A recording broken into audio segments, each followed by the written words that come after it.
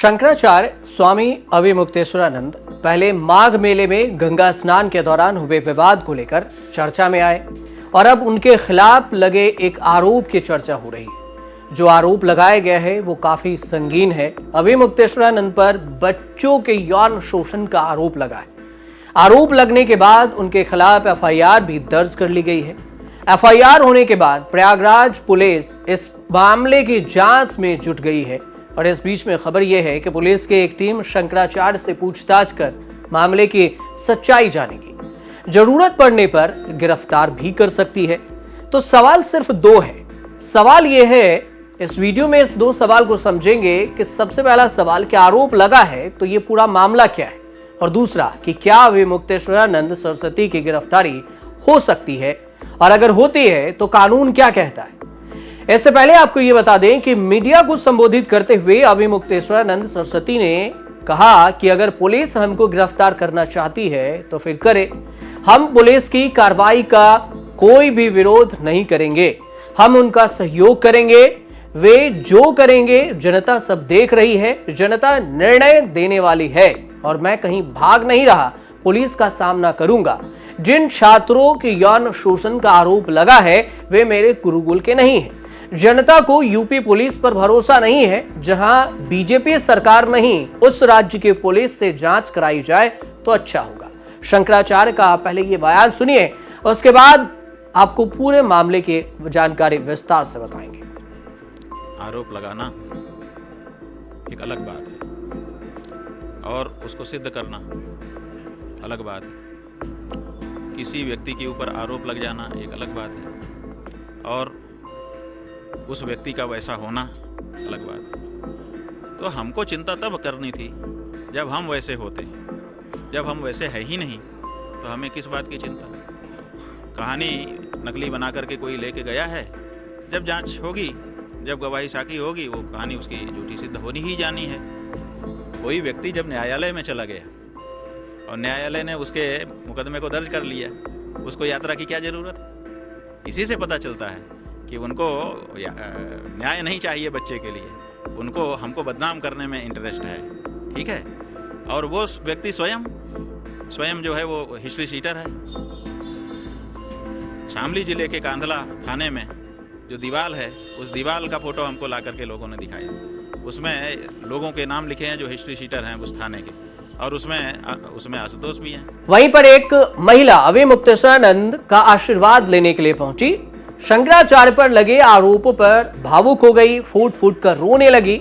शंकराचार्य ने उन्हें समझाया और कहा कि रोना तब जब गुरु गड़बड़ निकले। अब महिला का भी ये बयान सुनिए कि क्या कुछ कहा महिला ने और शंकराचार्य ने क्या कहा। क्यों रो रही हैं आप, बताइए।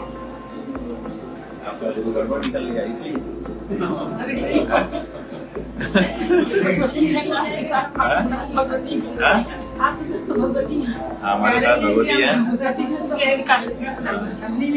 पानी थोड़ी है, पानी थोड़ी बह रहा है। अब ये है कि इनको जी हुजूर शंकराचार्य चाहिए सरकारों को, और जो ये चाहें वही बोले, जो ये कहें वही करें। हम लोग जी हुजूर नहीं बन पा रहे। 22 फरवरी को पुलिस शिकायतकर्ता आशुतोष महाराज के साथ माघ मेला क्षेत्र पहुंची और उस स्थान का निरीक्षण किया गया जहां पर शंकराचार्य का शिविर लगा हुआ था। पुलिस ने शिविर के आने जाने के रास्तों और फिर आसपास के इलाकों का नक्शा तैयार किया। अब ये पूरा मामला समझाते हैं। 24 जनवरी 2026 आशुतोष महाराज ने पुलिस कमिश्नर से शिकायत की। उन्होंने माघ मेला 2026 और महाकुंभ 2025 के दौरान बच्चों के साथ यौन शोषण के आरोप लगाए। इसके बाद 8 फरवरी को उन्होंने पुलिस पर एफआईआर मतलब पुलिस से कार्रवाई न करने का आरोप लगाया और प्रयागराज की स्पेशल पॉक्सो कोर्ट में केस दायर कर दिया। 13 फरवरी को 2 बच्चों को कोर्ट में पेश किया गया। 21 फरवरी को कैमरे के सामने बच्चों के बयान दर्ज किए गए। कोर्ट के आदेश पर उसी दिन 21 फरवरी को झुंसी थाने में एफआईआर होती है। एफआईआर में अभिमुक्तेश्वरानंद, उनके शिष्य मुकुंदानंद और 2-3 अज्ञात लोगों को आरोपी बनाया जाता है। अब ये आरोपी कौन है उसको समझिए थोड़ा। ये आरोपी तो बनाया गया, लेकिन जो केस दर्ज किया, श्री कृष्ण जन्मभूमि निर्माण ट्रस्ट के अध्यक्ष हैं आशुतोष ब्रह्मचारी, आरोप लगाते हैं कि माघ मेले के दौरान एक नाबालिग और एक बालिग बच्चा स्वामी अभिमुक्तेश्वरानंद सरस्वती के पास गया था। बच्चों ने अभिमुक्तेश्वरानंद सरस्वती पर कुकर्म का गंभीर आरोप लगाया। स्वामी अभिमुक्तेश्वरानंद सरस्वती के शिष्य ही इन बच्चों पर गुरु सेवा के नाम पर संबंध बनाने का दबाव बनाते थे और पुलिस इन आरोपों की जांच कर रही है। अब यह भी बता दें कि स्वामी अभिमुक्तेश्वरानंद ने इस पूरे मामले में पैरवी करने वाले आशुतोष महाराज के आपराधिक इतिहास पर भी सवाल उठाया। उनका दावा यह है कि आशुतोष कांधला थाना क्षेत्र का हिस्ट्री शीटर है। 25,000 का इनाम इस पर रख चुका है पुलिस ने। स्वामी अभिमुक्तेश्वरानंद ने जगत गुरु राम भद्राचार्य के शिष्य आशुतोष ब्रह्मचारी की ओर से भी यह कहा कि आशुतोष ब्रह्मचारी हैं, उन पर भी आरोप लगाया। प्रयागराज में स्वामी अभिमुक्तेश्वरानंद पर जो एफआईआर दर्ज हुए हैं उसमें यौन शोषण के मुकदमे के बाद पुलिस एक्शन में है। एक तरफ जहां 5 सदस्यीय टीम सबूत जुटाने में जुटी है, पीड़ितों के बयान दर्ज करने में लगी है, वहीं पर अभिमुक्तेश्वरानंद ने जांच में पूरा सहयोग करने और अपने मठ के दरवाजे पुलिस के लिए खुले रखने की बात कह रहे हैं। अब जिन 5 सदस्यीय जांच टीम का गठन किया गया है, इस जांच टीम में कौन कौन है ये भी आपको बता दें। डीसीपी मनीष कुमार शांडिल हैं, एसीपी झुंसी और इंस्पेक्टर झुंसी समेत 5 पुलिसकर्मी इसमें शामिल हैं। अब यह विवाद सामने तब आया जब प्रयागराज में माघ मेले के दौरान मौनी अमावस्या पर शंकराचार्य को स्नान करने से रोका गया और उनके अनुयायियों से पुलिस ने अभद्रता की थी।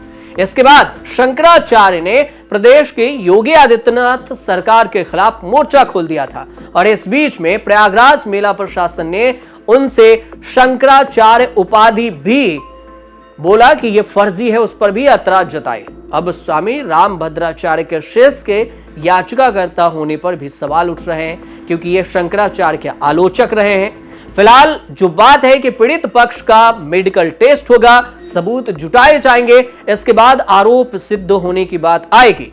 मेडिकल और सबूत के आधार पर ही आगे की कानूनी कार्रवाई होगी, गिरफ्तारी तय की जाएगी। लेकिन एफआईआर में जिन धाराओं का जिक्र है उस धाराओं को समझिए। पॉक्सो के अधिनियम के धारा 5, 6 समेत अन्य संबंधित धाराओं में केस दर्ज किया गया है। इसमें भारतीय न्याय संहिता बीएनएस 2023 की धारा 351(3) है, पॉक्सो अधिनियम के धारा 5, 6, 3, 4, 2 है और 16, 17 ये सब शामिल है। अगर मान लीजिए कि आरोप सिद्ध हो जाता है तो क्या होगा, ये अभी तो सबूत जुटाए जा रहे हैं, लेकिन फिर भी धारे के हिसाब से सजा भी आपको बताते हैं। उसके बाद आपको समझ में आ जाएगा कि धारा जिस हिसाब से लगाया गया है उसमें अभिमुक्तेश्वरानंद सरस्वती को अगर दोष सिद्ध हो जाए तो पॉक्सो के अंदर क्या कुछ हो सकता है। आरोप साबित हुए तो उम्र कैद तक की सजा का इसमें प्रावधान दिया गया है। जिन धाराओं में केस दर्ज हुआ है उन धाराओं को अगर आप देखेंगे तो आपको स्क्रीन पर दिखेगा। बीएनएस की धारा 351(3) है। इस धारा के तहत डर पैदा करने या दबाव बनाना के अंतर्गत ये धाराएं लगाई जाती है। इसमें सजा 2 से 7 साल तक की जेल की सजा के प्रावधान है, जुर्माना भी लगाया जा सकता है। पॉक्सो एक्ट की धारा 5(I) है। इसमें पद और शक्ति का गलत इस्तेमाल करके यौन अपराध अगर किए जाते हैं तो पॉक्सो की धारा 5(I) लगाया जाता है।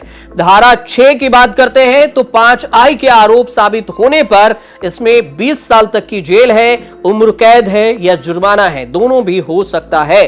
धारा 3 की बात कर लीजिए तो बच्चे के साथ गंभीर यौन शोषण का यह आरोप लगता है, उसके बाद धारा 3 होता है। इसके बाद धारा 4(2) में केस तब दर्ज होता है जब धारा 3 के आरोप सही साबित होते हैं तो इसमें 10 साल की जेल है और जुर्माना है। धारा 16 की बात कीजिए तो अपराध के लिए उकसाने या मदद करने का मामला भी है और धारा 17 भी इसमें लगाया गया है जिसमें धारा 16 के आरोप साबित होते हैं तो धारा 17 के तहत 10 साल या 20 साल या फिर उम्र कैद की सजा हो सकती है। एफआईआर में दर्ज धाराएं दोषी साबित होने पर अधिकतम सजा भी हो सकती है।